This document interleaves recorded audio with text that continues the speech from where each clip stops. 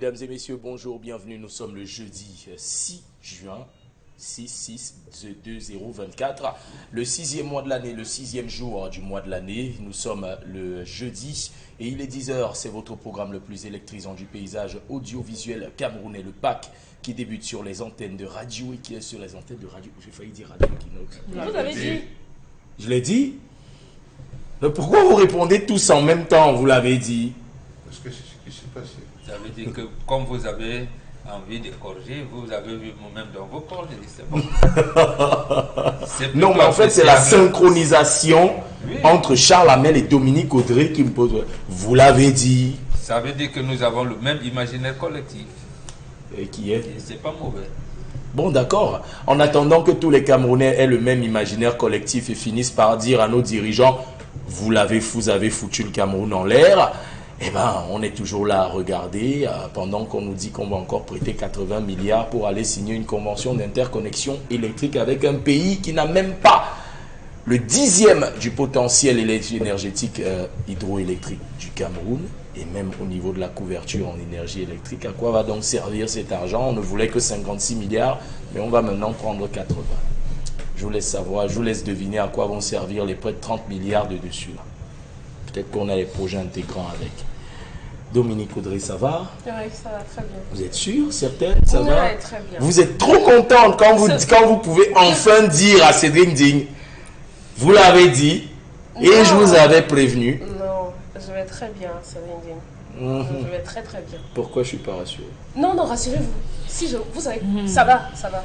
C'est bon, ça va, je vais bien. Donc quand vous avez Très une bien. discussion avec une femme et qu'elle commence à vous dire, ça va, ça va, ça va. Monsieur, C'est nous que ça sommes en va pleine pas. saison de pluie, il fait très froid. Mhm. Donc quand une femme vous dit ça va, n'insistez pas. N'insistez pas. Conseil du jour de Charles Hamel Battu. En saison des pluies, quand une femme vous dit ça va, n'insistez pas. la Ça pluie va vient. vraiment. En tout cas, on espère que ça. Rien ne va avec l'histoire Non, qu'on rien nous du envoie tout, là. Rien ne va du tout. Rien du tout. Les vieux. Bon, bop. Bon, on y va. Quelqu'un s'est plaint. Il a dit que je ne le dis plus. Alors, je le dis aujourd'hui. L'analyse dynamique des sociétés africaines, l'histoire du jour. Bonjour le Zénith. Je suis une jeune femme de 28 ans, originaire. Voilà, ma maman m'a éduquée seule parce que à l'âge de 2 ans, elle a divorcé de mon père qui l'avait légalement mariée, mais pas dotée. Je n'ai plus jamais vu ma maman avec un homme. Toute sa vie a été consacrée à nous, ses enfants. Je suis son unique enfant biologique, mais elle a pris 3 enfants à sa sœur, donc j'ai 3 petites sœurs. J'ai toujours été une élève très, très, très brillante depuis la maternelle. Tous mes professeurs me dessinaient un avenir des plus brillants. Quand j'ai eu le BEPC, ma maman m'a envoyé au village chez mes grands-parents, histoire de me récompenser parce que je lui avais toujours demandé. Quand je suis arrivée, tout allait bien. 2 jours avant mon retour, mon grand-père m'a amené chez un marabout. Il a rasé une partie de mes poils des jambes et les a brûlés avec je ne sais quoi. Je me rappelle ce soir-là, j'ai dit à ma grand-mère où je suis allée avec mon papy, elle était tellement en colère contre lui. La rentrée qui suivait, ma vie a pris un autre tournant. Je ne comprenais plus rien à l'école. Je suis passée d'une élève très brillante à je ne sais quoi cette année-là. J'ai failli y reprendre la seconde. J'ai repris la première et la terminale. Mes professeurs ainsi que la fondatrice étaient stupéfaits. Qu'est-ce qui ne va pas? Qu'est-ce s'est-il passé? Telle était la question que tout le monde se posait. Ma mère était tout le temps convoquée à l'école. Ma mère, malgré ses maigres moyens, a misé gros sur mon éducation en m'inscrivant dans un prestigieux collège de la ville de Yaoundé. La fondatrice a pris sur elle de m'emmener voir un psychologue. Il me posait une question que moi-même aussi, je me posais. Tellement j'étais perdue que j'ai fait la rencontre d'un gars pendant mes vacances. J'avais donc 16 ans. À cette époque-là, il m'a mise enceinte et il a pas nié la grossesse vu qu'il m'a connue étant vierge. Et nous sommes passés à l'acte juste une fois. Mais il ne m'a jamais rien donné pour l'enfant jusqu'à nos jours. Cela a tellement peiné ma mère que je sois enceinte au point où elle est devenue chrétienne, histoire d'apaiser son cœur. Après le bac, j'ai enchaîné concours sur concours tout en continuant à l'université, mais rien. J'ai eu mon master et j'ai décidé d'arrêter avec les études pour me lancer dans la vie active. Là encore, je postule pour une entreprise quand on me recrute après un licenciement sans aucun motif. J'ai fait le commerce, j'ai tellement essayé des trucs que je me suis retrouvée à faire ce que même dans mes pires cauchemars, je n'aurais imaginé. Après l'histoire avec le père de mon enfant, je n'ai pas eu de relation jusqu'à mes 22 ans où j'ai fait la rencontre d'un homme. On se met en couple, tout va bien pendant des années et un jour, stop, plus rien. Comme ça. En 2021, je fais la rencontre d'un autre homme et il me demande un mariage 6 mois plus tard, quand il se rend compte que je suis enceinte. Je rappelle que pendant les 6 mois, je n'ai rencontré aucun membre de sa famille. Lors de mon toquet-porte, toute ma famille maternelle était présente, y compris ma grand-mère, mon grand-père déjà décédé. La famille de mon homme aussi était là, parents, frères, sœurs et cousins. Directement après la cérémonie, ma belle famille m'a accompagnée chez moi et le lendemain, j'ai fait une fausse couche étant déjà à 3 mois de grossesse. À peine mariée, j'ai créé des liens avec ma belle famille. J'étais tout le temps chez mes belles sœurs, qui sont toutes des aînées de mon mari. Tout allait bien jusqu'à ce qu'elles apprennent que je suis de nouveau enceinte. Et là, le comportement a changé. J'ai eu une grossesse tellement risquée et l'accouchement a été pire. Nul n'eût été les prières, je n'aurais pas eu cet enfant. Le pasteur nous disait toujours que ma belle famille ne me voulait pas pour leur fils et qu'ils étaient prêts à tout pour nous séparer au village. Ma grand-mère disait que lorsqu'elle va chez les marabouts, on lui disait la même chose. J'ai accouché depuis 1 an. Aucune de mes belles-sœurs n'a jamais mis les pieds, sauf ma belle-mère et mon beau-père. Mes beaux-parents sont séparés et mon mari est unique enfant à son père, mais pas à sa mère. Ma belle-grand-mère maternelle m'a toujours dit que j'avais sa bénédiction. Depuis que je suis entrée dans la vie de mon homme, ses affaires ne marchent vraiment plus. De mon côté, pareil, on dirait que je porte la malchance. Quelques mois avant le décès de mon grand-père, l'une de mes tantes est décédée et on a dit que c'était mon grand-père la cause, qu'il a vendu tous ses enfants et leurs descendants. Ma famille, par désespoir, est devenue chrétienne. Nous prions, nous jeûnons pour briser cela, mais apparemment, rien ne marche. Nous n'évoluons pas, pourtant très intelligents pour la plupart. Ma mère, qui est l'aînée à son père et en même temps leader de toute la famille, travaille tellement mais ne s'en sort pas. Lorsque je la vois pleurer tous les jours en me regardant, en me disant que c'était moi qui l'aurais sortie de cette misère, j'ai tellement mal. J'avais omis un détail. Ma grand-mère a fait 12 enfants, 4 sont décédés et l'un d'eux est porté disparu depuis 7 ans aujourd'hui. Quand il part de la maison 2 mois plus tard, son aîné direct meurt et le 2 janvier de l'année suivante, mon grand-père décède. Celui qui a disparu avait vraiment un cœur large et ma mère me disait toujours que mon grand-père avait l'habitude de dire que ce serait lui son successeur. Ma mère, même souvent devant moi, disait souvent à mon grand-père: papa, ta cour est très malade, il y a une main mise dans ta cour, lève-toi comme un homme et sauve ta famille. Ce n'est pas concevable que tous tes enfants soient aussi brillants et travailleurs, mais que nul ne puisse réussir. Suite à cela, mon grand-père restait toujours muet. C'est sa femme qui se battait toujours ça et là pour trouver une solution. Après la mort de mon grand-père, il a été dit qu'il était dans une réunion secrète et que ses confrères l'avaient dupé. Ils ont utilisé l'énergie de sa cour pour développer la leur. Ma mère dit qu'après son mariage, un homme lui a dit qu'on a vendu la chèvre et arrêté la corde. Bref, il y a tellement de choses bizarres dans ma famille. Tous mes oncles et tantes travaillent, mais rien. Je pense vous avoir donné suffisamment de détails. Comment ça sortir dans une famille qui est, entre guillemets, vendue, maudite? Dis donc, c'était hyper long. Hein. C'est même pas fini. Waouh! Ah oui, quand même, c'est pas fini. J'avais un mal à la bouche. Imaginez-nous nos oreilles alors. Écoutez, à examiner, ça fait un mal de chien. Donc, pour ceux qui n'ont pas compris, on a une fille qui dit que quand elle était petite, son grand-père a rasé ses poils et a brûlé. Ils ont fait un truc. Ils ont fait un truc. Et puis, elle est subitement devenue conne. À l'école, elle est Dummkopf. Dans la vie, elle est Dummkopf. Elle tombe enceinte prématurément, finit par se relever un tout petit peu. Elle finit par avoir son master. Il y a une marche dans sa vie professionnelle. Elle se marie. Elle a l'impression qu'elle porte la poisse à son mari et que sa belle famille ne la veut pas. Elle revient en arrière et se rend compte que dans sa famille, tout a merdé. Du coup, elle se dit, c'est peut-être la faute de mon grand-père qui a peut-être mis la main là où il fallait pas. Et du coup, elle se demande comment conjurer le mauvais œil. C'est bien ça, non? Ouais, c'est ça. On aurait pu le dire aussi simplement que ça. Pas besoin d'écrire le Coran ou la Bible une seconde fois. Après, on dit ici qu'elle ne nous a pas dit si, elle ne nous a pas dit que vous souffrez. Ah là là là là là là. Juste que là, son histoire est vide. Oh là là là là. Vous croyez qu'elle aurait pu faire encore plus long que ça, Charles? L'histoire est vite. Très vite. D'accord. Eh ben, le grand-père est-il responsable de la situation de sa famille et donc de sa petite fille? Comment, si oui, comment conjurer le sort? S'il n'est pas responsable, alors comment on peut expliquer la séquence de malchance et d'improductivité de cette famille? Ça commence par une question. Lorsque la fille a dit à sa maman ou sa grand-mère que son grand-père l'a amené là-bas, on a fait ci, On a ça. coupé, on a rasé les poils de son Quelle a été pied. la réaction de la mère et de la grand-mère? Elles ont juste bavardé. Elles n'ont rien fait. Parce qu'elle a dit, ma grand-mère, ce Pourquoi? jour-là, c'est fâché. Je suis avec vous. Pourquoi, dès cet instant, elle-même, la fille, n'a pas mis de mécanisme en place, sachant qu'il y avait une succession de points d'interrogation pour résoudre son problème? 14 ans. Encore que Elle était encore jeune. sa maman, Elle était encore jeune. d'accord, encore que sa maman dit à son grand-père, donc à son père, à lui que on a gâté ta concession, fait que. Lève-toi comme maintenant. Vous voyez, quand nous. C'est là où je voulais Lève-toi chuter. comme. C'est là où je voulais chuter.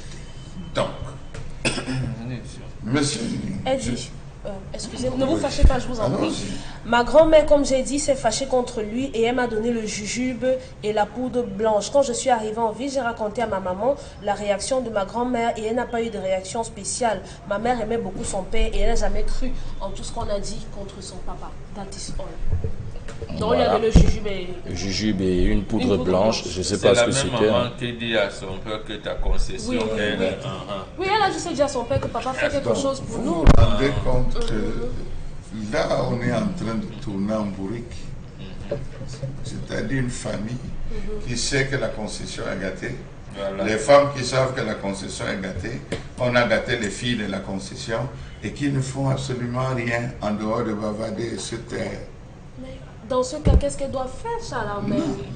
Si Il fallait le d'abord parent... qu'on se comprenne. Si le parent... Il fallait d'abord qu'on se Qu'on se comprenne et que comprenne. vous ne nous accusez pas d'avoir Voilà, parce que transverti nous, on l'histoire. a les oreilles fines. hein. Mais Charles, mais dans nos familles, généralement, quand on a des problèmes, on se dit, mais maman, ma vie ne fonctionne pas, ma vie n'avance pas, je n'ai pas ci, je n'ai pas ça. Pourquoi tu ne te rends pas compte que ça ne va pas? Bien. Ça ne veut pas dire qu'on a Dominique forcément le Audrey, parent. chez les Bantous, les premières personnes qui se lèvent et vont à la découverte de l'inconnu, c'est les femmes. C'est la responsabilité de la femme. C'est pour ça qu'elle a l'enfant jusqu'à au moins l'âge de 7 ans. Quand elle va, elle découvre, elle revient dire à son mari, ne dors plus. Il y a quelque chose, j'ai vu. Va faire, lève-toi, pose l'acte. Si l'homme ne bouge pas, elle appelle la famille de l'homme. Si elle se rend compte qu'elle est abandonnée, elle appelle sa famille et il pose l'acte. Parce que l'enfant en premier se cache dans le ventre de sa mère. Ok. La personne qui est coupable ici, C'est la grand-mère. c'est la grand-mère. Et sa mère. Tout à fait. Voilà les deux sorcières dans cette histoire. C'est les deux sorcières.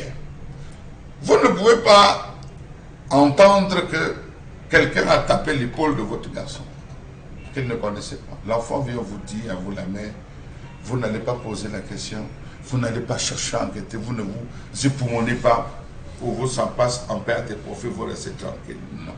Il y a d'autres qui banalisent ça. J'ai dit non. Voici donc d'autres qui ont banalisé. Analysé. Non, vous êtes en plein dans la banalisation. Mais je vais vous dire, monsieur Ling, nos concessions dans nos différents villages ont une histoire et un passé qui ne sont jamais racontés. Dont les jeunes d'aujourd'hui, les hybrides occidentalisés, ne cherchent pas à connaître les tenants et les aboutissants. Vous appartenez à une famille où le pilier de la famille était un guerrier. Vous vous contentez de dire, oh bah, mon grand-père était un guerrier, c'était un homme fort, c'était ceci. Qu'est-ce que ce grand-père faisait? Où est-ce qu'il entrait? Où est-ce qu'il tirait sa puissance? Où est-ce qu'il prenait sa force? Vous ne le savez pas. Qu'est-ce qu'il a laissé? Était-ce un sac? Ce sac se trouve où? Était-ce une corne? Cette corne se trouve où? Était-ce une épée traditionnelle? Elle forgée avec les laves du volcan chaud se trouve où? Vous ne savez pas. Vous êtes en ville, vous vous baladez. Vous avez des familles qui ont fait des pactes, qui portent aujourd'hui le karma des pactes mystiques qu'elles ont faits pour asseoir leur puissance au village. Vous avez des familles qu'on connaît dans nos villages qui sont maîtres dans l'art du poison jusqu'aujourd'hui. Ces familles, on les connaît. On connaît les familles qui ont été maîtres dans l'art de comploter avec les voisins, avec les colons, avec les bandits pour détruire la famille, pour détruire le village et le royaume. On les connaît, ils ont même des noms dans nos villages. On connaît des familles qui ont été les créateurs ou les précurseurs de la sorcellerie maléfique dans nos différents villages. Et beaucoup sont des enfants. Vous allez voir, vous êtes avec quelqu'un, il a le noir cœur. Il n'est jamais heureux. Quand quelqu'un est heureux, il est malheureux. Pour lui, il doit avoir la tristesse d'aller chercher ça dans son antériorité traditionnelle. Donc, ce papa n'a pas tué sa fille. Ce papa a plutôt sauvé cet enfant. Pourquoi vous dites cela? Ce papa a sauvé cet enfant. Je n'entrerai pas dans les détails. De quoi? Je n'entrerai pas dans les détails. Ah, vous pouvez pas. L'acte qu'il a posé, il a sauvé cet enfant. Parce que dans le principe de là où il était, il devait seulement succéder les morts. Vous avez des familles qui ne traversent plus pour enterrer dans l'Onkam, qui restent de ce côté. Vous avez des gens à qui les parents ont dit que le jour que tu traverses l'Onkam, ta part est finie. Toute ta vie doit se passer comme ça. Souviens-toi juste que tu es d'une Kam. Il te dit, ton village c'est tel, mais ça s'arrête là. Le jour que tu traverseras, parce que beaucoup de choses ont été liées. La preuve, lorsque cette fille dit qu'elle a commencé à être Dumkov, ses frères ont commencé à tomber. Oui, sa grand-mère. Ses frères ont commencé à tomber dans la famille. Ils ont commencé à partir. Ouais, l'un meurt, l'autre est porté disparu. Oui, je vous dis qu'il commence à partir. Bon, ses oncles. Oui, il commence à partir, la succession. Elle, ça sent. On adore dans les siècles, les réseaux des gens intelligents. On a dit, non, on veut prendre cet enfant. C'est elle qui doit partir. Nous l'avons choisi. C'est elle que vous devez livrer. Il dit, non, vous ne pouvez pas la prendre. Et pour ne pas la prendre, il va faire un rituel pour pouvoir bloquer. La grand-mère et la mère connaissaient la concession. La mère et la grand-mère connaissent cette concession. La preuve, la mère a tenu sa fille éloignée du village pendant très longtemps. C'est au vu de l'insistance de la fille, répétée, archi répétée, que la maman a cédé, sachant que la grand-mère devait protéger sa fille. Sauf que, arrivé au village, la grand-mère peut-être étant fatiguée, n'a pas eu tous les regards, elle a attiré la lumière sur elle, le grand-père était contraint d'aller protéger l'enfant. Donc, voilà le circuit. Non, je vous explique simplement, voilà le circuit. Où, à un moment donné, quand un parent vous dit, je ne peux pas, je ne veux pas, et je ne fais pas, il faut savoir vous plier. Donc, cette petite fille, elle est partie, son père, son grand-père, au lieu de la livrer, de laisser qu'on la livre, l'a plutôt sauvée. Maintenant, les considérations de dire qu'elle est bête, elle est devenue bête et justifier l'ensemble de ses erreurs. Par oh, j'ai fait ça, j'ai porté les grossesses, j'ai porté ceci, je multiplie ça par 0. C'est elle-même. Si je multiplie, oui, je multiplie ça par 0. D'accord. Puisque la conséquence, c'est voilà. Mais je vous dis, son grand-père l'a sauvé. C'est la chute là. Bon, au final, au final, pour Charles Amel Bachou, les événements qui se sont enchaînés dans la vie de cette fille. Monsieur Ling, dans toute votre vie scolaire, tous les premiers... On n'a pas connu que des histoires. Non, tous les premiers de la classe, ils sont aujourd'hui au gouvernement. Non. Ah non. Là, j'en connais qui vendent les habits. Tous les premiers de la classe. J'en connais qui vendent les vêtements. Vous avez le programme. Ils sont des balleurs. J'ai dit tous les premiers de la classe que je connais. L'autre vend de l'eau à Bokolo. On les cherche sur les réseaux sociaux, ça la peine. On la met tous les premiers. Hashtag premier. Ceux qui étaient premiers. Ceux qui cachaient Qui étaient là comme ça là. Qui veulent Cache le devoir. Je vous dis que c'est fier.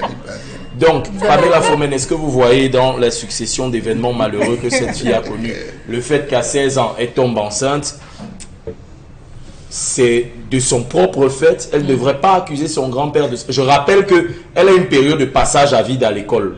Sauf qu'après, à l'université, elle a réussi quand même à obtenir un master. Ça, il ne faut pas... Avec beaucoup de difficultés. Oui, bah avec beaucoup de difficultés. Rien n'est jamais facile en même temps. Oui. Rien n'est jamais facile. Elle réussit à obtenir un master. Est-ce qu'elle ne devrait pas se remettre en question et se dire que les événements que je vis dans ma vie, heureux ou malheureux, n'ont peut-être aucun lien à voir avec mon grand-père? Comment imaginer ça? Pourquoi ne pas passer l'inverse? Et dire bon, que tout ce qui dans l'histoire, arrive... elle a déjà pensé l'inverse. C'est indigne. On a déjà dit sur ce plateau que même en amitié, quand vous faites la connaissance de quelqu'un, à un moment donné, vous faites votre bilan. Vous faites votre bilan. Est-ce que depuis que j'ai rencontré telle personne, est-ce que je suis tranquille? Est-ce que je suis en paix? Est-ce que je ne rencontre pas uniquement les difficultés? À un moment donné, on se pose des bonnes questions. Parce qu'elle dit, avant que son père ne l'amène chez le marabout pour brûler ses poils et autres, tout allait bien dans sa vie. Jusqu'au moment où son grand-père décide que d'accord, on va aller. Et puis tout a basculé. Sur le plan scolaire, même les enseignants s'interrogent. Mais qu'est-ce qui s'est passé dans la vie active, la vie sentimentale? Tout a complètement changé. À un moment donné, elle va se dire, est-ce que ce n'est pas mon grand-père le problème? Je crois que c'est normal de se poser cette question. Est-ce que ce n'est pas mon grand-père? Mais je suis aussi d'accord que la grand-mère et la mère connaissaient ce qui se passe. C'est pourquoi à un moment donné, elles ont dit faites quelque chose, ou bien alors faites quelque chose papa, parce qu'en réalité, plus rien ne va dans cette famille. Mais le papa qui est conscient, moi je vois la jeune fille comme une sacrifiée. Je crois qu'on l'a sacrifiée pour les autres. Je connais une famille pareille où tout le monde est intelligent. Quand il dit intelligent sur le plan scolaire, personne n'a repris. Mais dans la vie active, c'est difficile. Les enfants sont là, ils ont des diplômes, mais ils sont à la maison. Les enfants accouchent, ils vont au mariage. Parfois, c'est la bastonnade. Tous sont dans la maison familiale. Vous demandez, mais à quel moment ça n'a pas marché? Parce que quand vous essayez de comprendre, ce sont des personnes avec qui nous on a fréquenté, qui étaient tellement intelligents. Quand il fallait citer, ce sont les premières personnes qu'on citait. Mais aujourd'hui, quand vous faites le bilan, vous et ces personnes, vous avez l'impression que ouais, bah, ça ne marche pas. Ça ne marche pas. Vous savez, dans la vie, c'est un peu comme les courbes. Hein. Il y a des gens qui, au cours de la période de lycée, ont atteint le pic de ce qu'ils auraient dû être dans leur vie.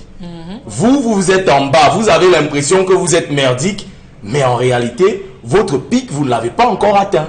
Est-ce qu'on n'est pas dans ce cas de figure-là, que son pic à elle n'avait pas encore été atteint à ce moment-là? Bon, moi, je prends ça pour une consolation. Hein. Moi, je prends ça pour une consolation parce qu'il y a ne vous rassure que demain, il ira mieux. Il y a ne vous rassure que... La poisse sur son mari.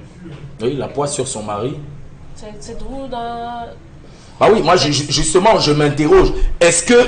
Bon, ce sera après. Hein. Je m'interroge. Oui, est-ce que lorsque vous êtes dans un couple, lorsque vous, en tant que partenaire, vous nourrissez des idées noires, parce qu'il faut, tout commence par la pensée. Hein. Quand vous dites, non, dans ma famille, ça va pas, je suis nul, je suis ceci, est-ce que de façon comment dire, involontaire, vous ne transmettez pas cette aura néfaste que vous avez en vous sur votre partenaire? Non, pas totalement, Cédric. Vous pouvez penser à quelque chose de mal. Et si vous êtes bien entouré, vous avez en face de vous la bonne personne, cette personne peut se transformer. C'est là, pas systématiquement. Juste pour ajouter 2 secondes. La première malédiction que la femme donne à l'homme, c'est pendant l'acte sexuel. Vous changez de fluide. Si pendant que vous développez le négatif en vous, sur vous, pour vous, derrière votre famille, vous allez avec un homme, vous aspirez la positivité qui porte et vous la transformez en négativité. Vous aspirez de manière conséquente et successive et permanente. Il devient votre souffre-douleur, c'est le réceptacle de vos douleurs. Et donc du coup, lui aussi, il a la poisse. C'est juste ce que je voulais ajouter. Est-ce que cette femme n'est pas en train... Est-ce que le fait que cet homme, le mauvais œil suive cet homme n'est pas justement ce que Charles avait décrit? Et si c'était 2 mauvaises personnes qui se sont rencontrées? Vous ferez comment pour savoir? Et si finalement, il y a tout un tas de questions. Et si finalement, ces deux-là n'étaient pas censés se rencontrer aussi? Parce que dans les mathématiques, plus fois plus, moins fois plus donne souvent moins. Oui, c'est moins fois plus moins. Mais dans l'histoire, on donne l'impression que c'est la fille qui est poisseuse, c'est la fille qui a ramené la malchance dans sa relation. Ça veut dire qu'à un moment donné, Cédric, on doit interroger ce grand-père. Moi, je ne sais pas si c'était une coutume, si c'était une tradition d'aller bouler les poils. Je ne sais pas quel était l'objectif. Est-ce que ça a marché aujourd'hui? Je ne pense pas que ça a marché parce que la fille... Non, Charles, elle a sacrifié combien de personnes? Les autres qui sont morts, les frères qui se lèvent de la maison et qui vont, on ne retrouve plus. Non, cette fille a été sacrifiée. Peut-être que si on ne le faisait pas, je ne sais pas ce que ça devait changer. Qu'est-ce qu'elle devrait faire? Aller interroger Grégor et Grégor? Non, ceux qui sont encore vivants peuvent témoigner. en l'occurrence la mère et la grand-mère. Je crois qu'elles sont Donc elle devrait retourner vers sa mère en disant, maman, qu'est-ce qui ne va pas? Qu'est-ce qui ne va pas dans cette famille? Et ça m'étonne quand je vois une maman qui reste tranquille, qui ne s'inquiète pas, ne se pose pas des bonnes questions et qui même au-delà de se poser des questions ne pense pas à faire quelque chose sur le devenir de son enfant. C'est un problème. C'est un problème. Tous mes espoirs étaient fondés sur toi. Tu as brisé mes espoirs. Elle est responsable de rien chez la mère. Elle est Bon, justement, si on s'appuie sur cette analyse de Pamela Fomen et qu'on prend une portion de ce récit, la jeune fille nous dit, chaque fois que ma mère me regarde, elle pleure. Est-ce que le fait que cette mère pleure ne veut pas dire que sa mère sait quelque chose de ce que sa fille vit automatiquement, mais que deux hypothèses, soit elle est incapable d'agir, soit elle refuse d'agir. Si elle refuse, pourquoi une mère laisse sa fille dans ce genre de situation? La mère a sauvé la fille. Non, il faut comprendre les choses. Quand vous analysez sans entrer dans les cultures bantoues et tout, vous l'analysez sous le prisme des chrétiens, des occidentalisés, de tout, vous ne pouvez pas comprendre. La mère sait exactement le pouvoir karmique qui est sur la famille, et c'est sa maman aussi. C'est pour ça qu'elle a tenu loin de la famille. Voilà. Mais il s'est avéré que il doit avoir un pacte où on choisit ceux qui peuvent porter la famille, on les mange, si vous voulez qu'on parle comme vous. Et elle était donc attirée par cela, c'est-à-dire elle avait atteint le niveau où elle doit être mangée. Elle-même, de manière inconsciente, dit, je vais aller en famille, je vais. Elle met la pression. Elle met la pression. C'est l'heure là. Le grand-père arrive, il dit, moi ma richesse c'est l'étendue de ma concession, je ne peux pas laisser manger ma petite fille. Il prend quelque chose de son corps, il donne. Non, bon, préciser donc, juste parce qu'il vont dire le poil est l'équivalent de l'être humain. Le poil. C'est pour ça que lorsque même dans le photo on veut faire, on prend vos ongles, on prend le poil du pubis, on prend le poil des cheveux, on coupe un peu de chair, on met sur une statuette, c'est vous. Donc voilà, je voulais juste ajouter. Donc en réalité, elle a dit, prenez, mais son sang ne coulera pas. Non, il a sacrifié. Il n'a pas sacrifié. Il a sauvé. Est-ce que dans ce cas-là, est-ce que vous voulez dire que le grand-père a utilisé ce qu'on pourrait appeler un leurre? En d'autres termes, on est dans je prends l'exemple du règne animal. On a la salamandre. Quand la salamandre est face à un prédateur qui va la manger, elle sacrifie une partie de son membre pour pouvoir s'enfuir. Je lui explique la deuxième chose. Il y a ça.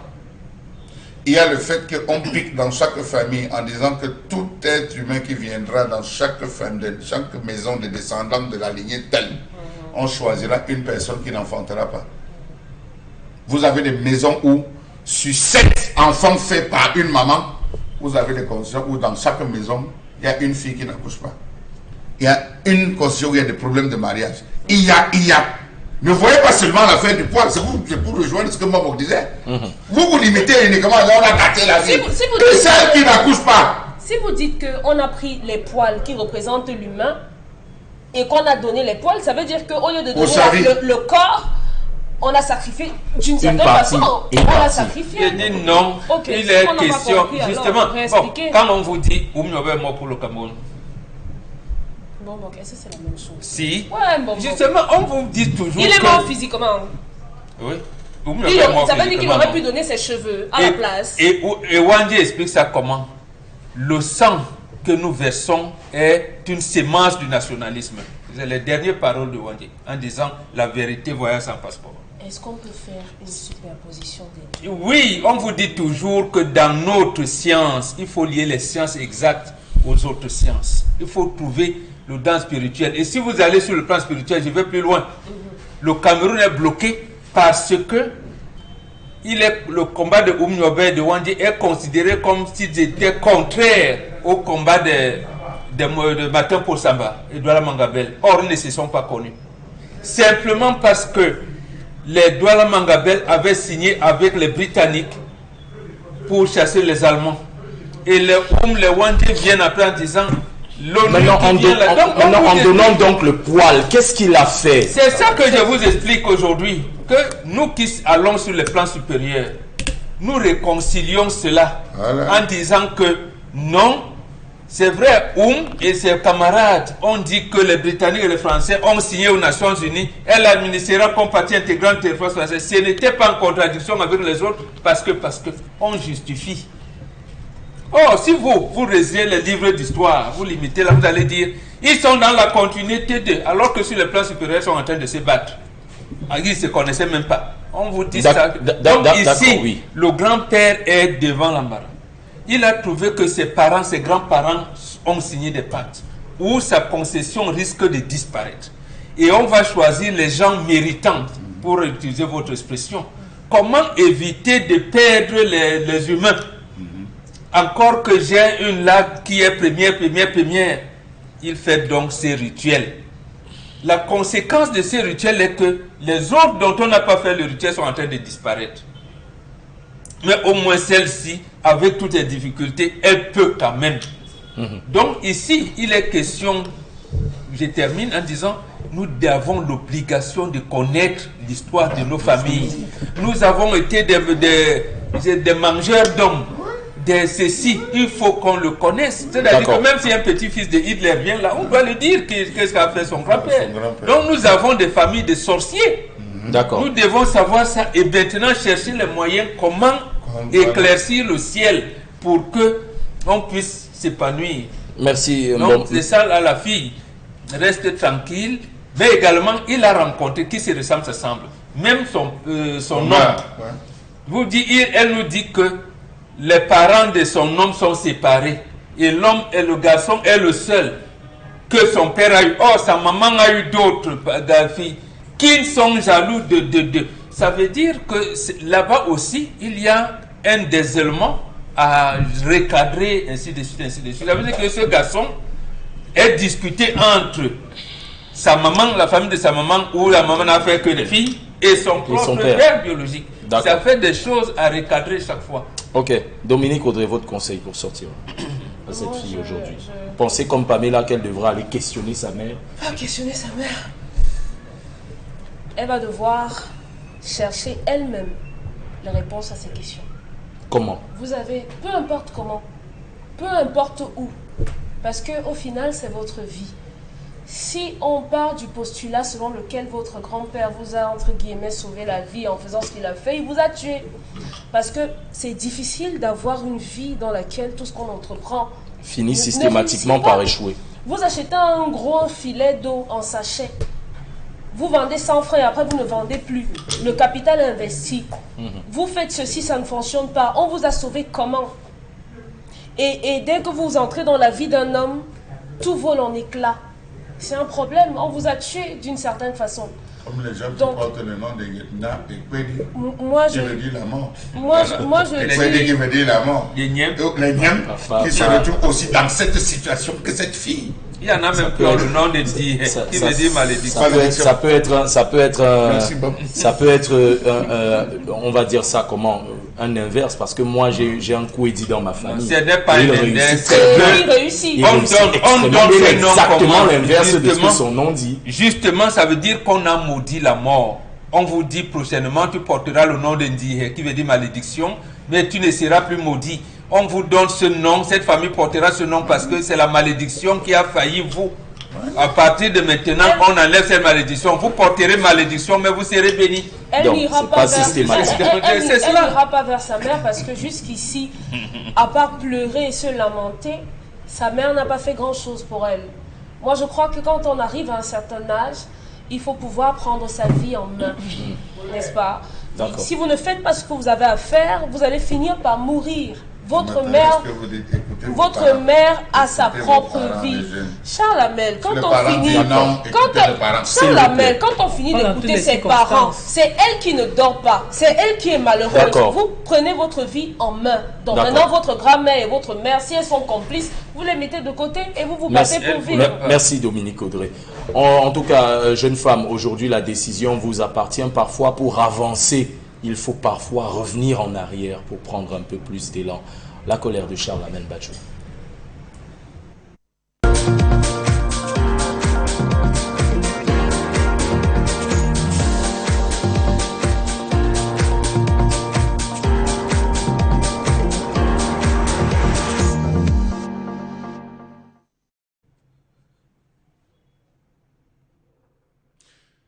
Je m'interroge ce jour sur les problèmes liés à la transformation du cacao, malgré la multiplicité d'usines dans ce pays.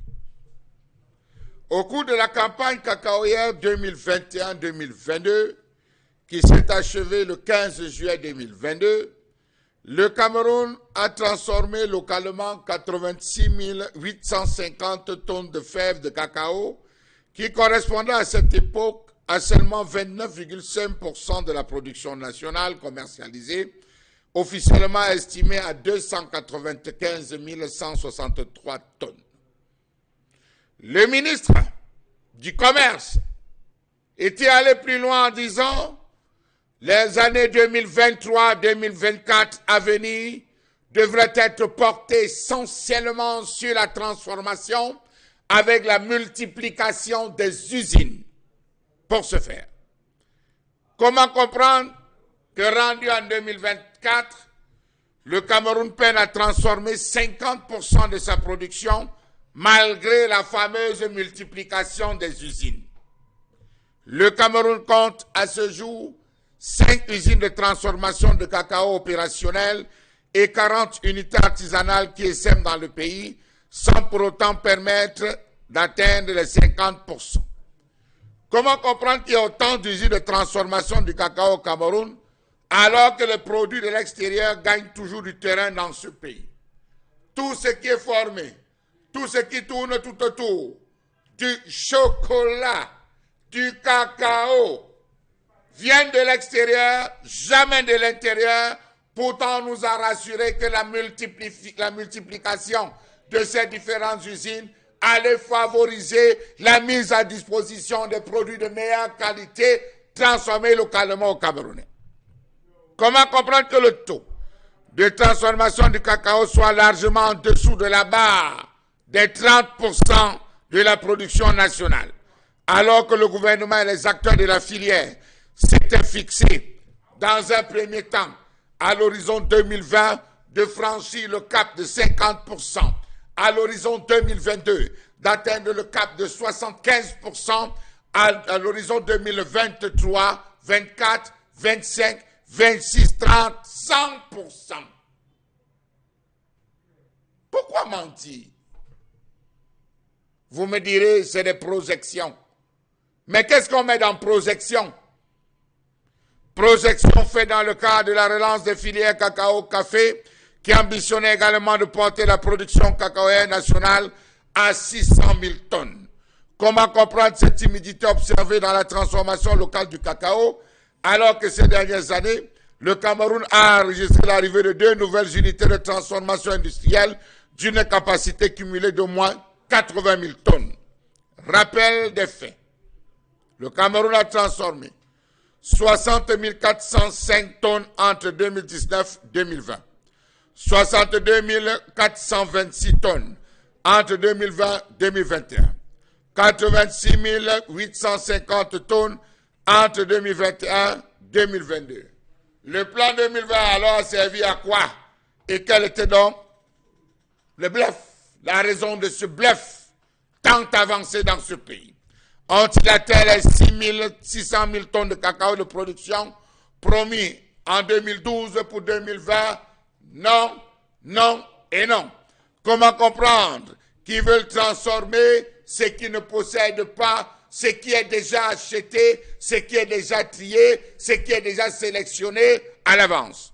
Comment veulent-ils transformer 50% de la production locale et en même temps mettre un système qui met en concurrence les exportateurs et les transformateurs? Malgré les investissements réalisés dans la transformation, l'activité cacaoyère au Cameroun continue d'être largement dominée par les exportations de fèves brutes. Trop de taxes submergent les opérateurs de la filière et la politique qui ne facilite en aucun sens le développement de la filière. Que dire du Fonds de développement des filières cacao et café, l'Office national du cacao-café, Conseil interprofessionnel du cacao-café, Société de développement du cacao, Chambre d'agriculture, des pêches, de l'élevage et des forêts, ensemble d'organismes qui consomment bêtement la redevance versée par les exportateurs? Pourquoi l'État ne pense pas instaurer la méthode des quotas exportés afin de booster la transformation locale. À quoi a servi les 22 milliards 137 millions 225 000 francs générés par la redevance d'exportation sur le développement de la filière? Faut-il toujours emprunter aux étrangers pour développer cette filière alors qu'annuellement, avec la redevance, l'État du Cameroun peut créer une usine de transformation chaque année? Question. Savez-vous qu'au cours de la saison 2021-2022, les 38 exportateurs répertoriés par l'Office national du cacao et du café ont exporté vers le marché international 217 107 tonnes de fèves produites au Cameroun, soit plus de 70% de la production nationale commercialisée. En fait, pour qui travaillent les agriculteurs camerounais? Pour qui produisent-ils? J'oubliais. Le prix du cacao a encore monté. Ça se vend bien maintenant. On sent un ouf de soulagement chez les cultivateurs de cacao dans nos villages. Mais entre-temps, la barre de chocolat. Elle est à combien? La barre de chocolat n'a jamais été aussi chère au Cameroun. On est passé à une certaine époque de 75. On est à 200. 50 francs 50. Moi, j'ai connu l'époque de 75. Oui, moi, j'ai connu l'époque francs. de 75. 50 francs. 75, 100 francs, 100 francs, 125, 125, 150, 150, 160. Il y a eu 35 francs, on a eu l'époque de 35 francs, après c'est passé à 45 francs. On a eu 50 francs, c'est-à-dire qu'on avait arrêté là-bas à 50 francs après. Nous sommes à 200 francs aujourd'hui. On est à 200 francs. On dit que ça se vend bien. On est à 200 francs. Ah oui, c'est vrai, vous consommez pas beaucoup de chocolat. Non, Mais on consomme les cacao grillés. C'est Ça bon. veut dire que ça lutte contre les maladies cardiovasculaires. voilà. C'est ce qui nous Les tensions. Très bon. Après qu'on ait Attention. choisi, c'est ça qu'on fait griller. Oui, ouais. Quand on ne Et sait nos pas le fèves. faire, quand même. La caractéristique des grosses entreprises implantées au Cameroun, dont le top 3 a été relevé par l'Institut national de la statistique, qui sont Atlantic Cocoa, Telcar Cocoa et Neo Industrie, c'est que la plupart de ces entreprises font dans l'exportation des fèves que l'on récupère. Donc, techniquement, toutes les fèves que l'on produit, ces entreprises, je précise, elles ne sont pas de droit camerounais. Elles exportent nos fèves et le reste qu'on a ici, on grille. On grille, on mange avec.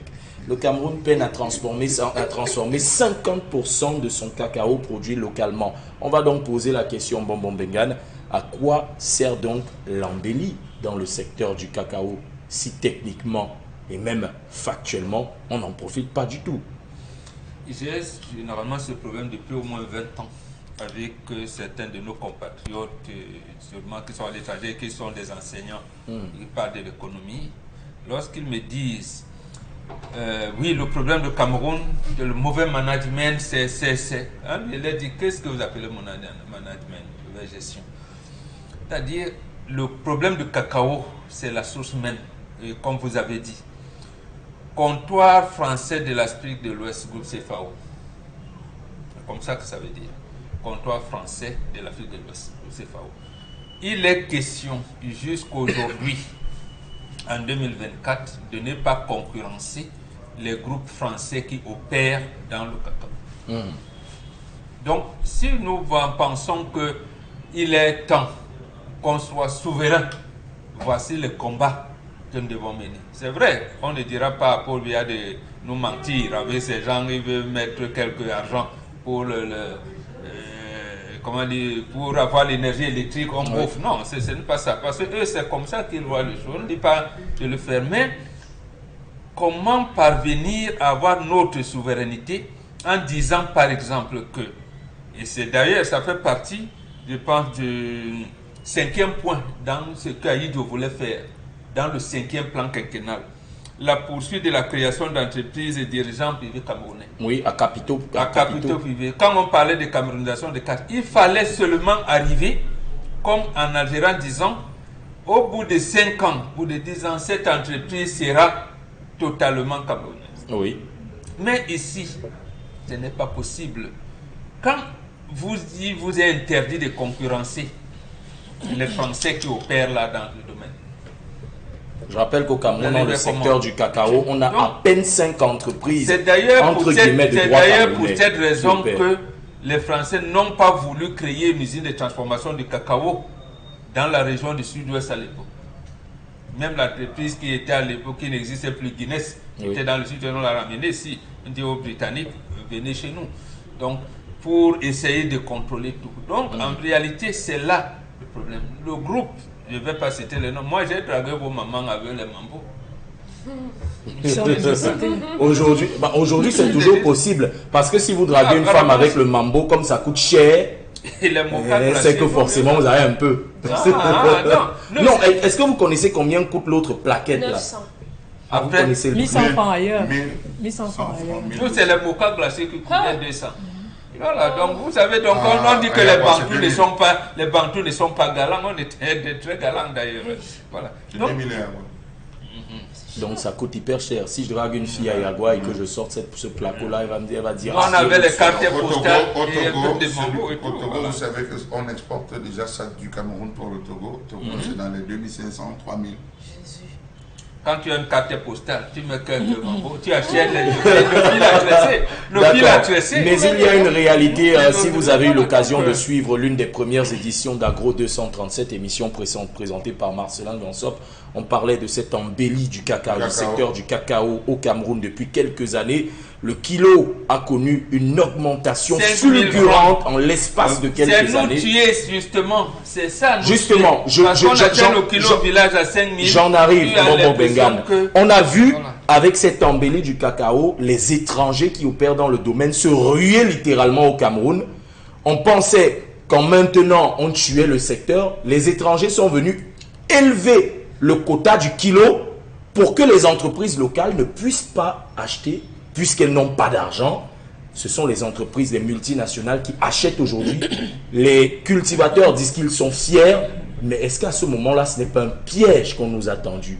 Est-ce que les cultivateurs qui vendent aux entreprises dites multinationales qui opèrent dans le domaine à prix d'or ne sont pas en train de tuer les champions locaux qui n'ont pas assez d'argent pour acheter à ce prix-là? Ça fait donc le deuxième point de ce que vous appelez consensus de Washington. C'est-à-dire qu'on nous oblige à mettre au même niveau les entreprises locales et les multinationales. Ça ne peut pas. Il n'y a pas de protection économique. Ce n'est pas possible. Vous le pensez également, Charles Hamel, on a piégé les cacaoculteurs camerounais avec ce Mirador. Je n'ai pas envie d'entrer dans les combats des nationaux, des multinationales. Moi qui vais au village tout le temps, je traverse Djombe, Penja, je vois les mamans qui sèchent le café, qui sèchent.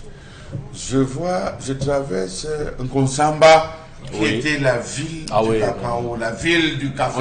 Il y avait même la fête du café. C'est pour ça que le premier ligne de chemin de fer, c'est Douala Nkonsamba. Il fallait bien transporter tout cela. Est-ce que vous avez déjà bu le café, le cacao camerounais, le cacao, c'est-à-dire bien transformé, torréfié et tout? Oh, monsieur Lee, vous n'aurez rien à envier. Vous n'aurez rien à envier. On vous parle de cette redevance qui est dans les 22 milliards. 22 milliards, qui est l'équivalent de construction d'une usine de transformation, monsieur Lee. D'où je vous pose la question, pourquoi l'embellie dans le secteur du cacao n'a pas créé une motivation pour construire une entreprise de transformation locale? Parce que c'est pour les Français. Voilà. Vous avez déjà la réponse, monsieur Lee. Pourquoi le ministre du Commerce dont va venir nous bouger le cerveau? Le type la court dans nos cerveaux. Je dis le ministère du Commerce court dans le cerveau. On parle de Luc Magloire Bangata. Je dis court dans nos cerveaux. En fait, vous avez l'impression quand vous écoutez avec les réalités sur le terrain que ces discours ne sont pas de lui. Ces discours semblent être réécrits par des personnes qui disent va, tu vas dire ceci. Regardez tout le ramadan qu'il faut autour de la banane. Vous croyez qu'au Cameroun on mange de la banane? Regardez le ramadan qu'on fait tout autour du cacao. Nous avons 5 usines de transformation bonbon. Il doit montrer qu'il pérennise le comptoir colonial. Nous avons 5 usines de transformation qui ne fonctionnent même pas à plein régime. Qui ne fonctionnent pas à plein régime. Faute de matières premières. Dominique Audrey, nous avons combien de dérivés de cacao? Énormément. Le beurre. Combien de dérivés de cacao? Oui, le sang, mais nous avons combien de dérivés? On a plein. À minimum 5 dérivés. Prenons au moins l'alcool que tout le monde consomme. Non, laissez l'alcool, on va dire que c'est beau sur les. Je vous ai évité. Le beurre de cacao. Le beurre de cacao. Le beurre. Utile en cosmétique. Non, laissez la cosmétique. Au Bénin, au Togo, on a déjà intégré ça. comme étant un produit pharmaceutique. Pour certaines dermatites et consorts, Oui, utilisent des problèmes ces de peau. produits. Oui. Nous, on n'a quoi au Cameroun? Voilà des défis. Nous, on a quoi au Cameroun? De quelle transformation on parle? Je fais, monsieur Nick, je peux transformer, je peux faire le beurre de cacao. La poudre de cacao. La poudre de cacao, je peux la faire. Il y a tellement de choses que je peux L'huile faire. de cacao. Mais avec 22 milliards, 500 et poussière de millions, qu'est-ce qu'on ne fait pas? Bah ouais. Une redevance qui est usine on ne partagée fait avec pas? 5 organismes. 5 organismes qui se partagent. Ces 5 organismes, on les a créés pour quoi faire? On pouvait créer un seul Bombok qui devrait gérer, piloter, suivre, encadrer les différents responsables de cette usine. Vous discutez avec un gars qui fait dans le cacao, le gars est couché dans son lit, il voit que Dieu fait, ça monte à 7000, Dieu fait, ça monte. Son rôle, c'est vendre. C'est tout. On aura donc des milliardaires agriculteurs quand? Depuis que le cacao connaît cette embellie. La Chine nous a donné la possibilité. On a la PME. On a l'API, l'agence de promotion des investissements. On a des financements plan triennal. On pouvait rassembler tout ce qu'ils font dans le cacao, on les amène en Chine. On dit choisissez des machines. Il y a des machines de transformation complète en Chine. Encore qu'à ce moment, le Cameroun est représenté. Seulement pour l'huile, même pour l'obtention de l'huile de cacao. Encore qu'en ce moment, le Cameroun est représenté au sommet entre la Corée du Sud et l'Afrique. Pourquoi ne pas signer des partenariats industriels? Tout ce qu'on va faire, c'est de nous ramener des Sud-Coréens qui vont venir exploiter nos minerais et partir avec. Alors qu'on pourrait tirer autre chose de beaucoup plus grand que cela. Et quand on réalise qu'environ 6,2 milliards de gains sur 3388 tonnes d'importation de cacao en 2021, ça a permis de générer plus de 6 milliards de gains. On se demande pourquoi ne pas avoir réinvesti cette embellie de cacao dans la transformation et dans l'industrialisation du secteur. Je sais, vous aimez bien les chocolats Jeff de Bruges, vous aimez les chocolats Ferrero, vous aimez les chocolats de toute autre matière, mais à chaque fois que vous prenez un chocolat de marque étrangère, dites-vous que vous êtes en train de tuer un pauvre cacaoculteur. Dites-vous que vous êtes en train d'enterrer notre économie locale. Quand est-ce qu'on rattrapera des pays comme la Côte d'Ivoire ou le Ghana? Je vous pose la question. On marque une courte pause et on revient derrière.